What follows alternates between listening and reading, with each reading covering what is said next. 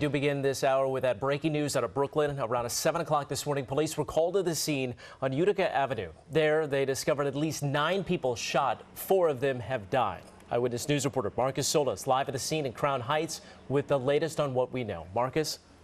Others saying they had no idea. And Mike and Tony will get right to it. We'll show you the scene. You can see the cluster of NYPD investigators in front of the location where that took place. That is that storefront there with the purple awning where that shooting took place just after 7 o'clock this morning.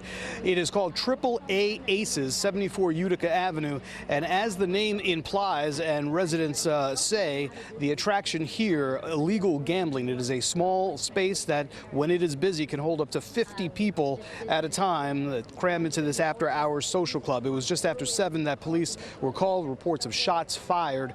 A total of 9 patients. The FDNY says 4 DOA, and there are 5 people taken to the hospital. The victims, all men, in this shooting. Now, it is unclear whether or not there's anyone in custody or police have leads at this stage. Nevertheless, the investigation in its early stages after the shooting that left 4 men dead early this morning, 5 others injured.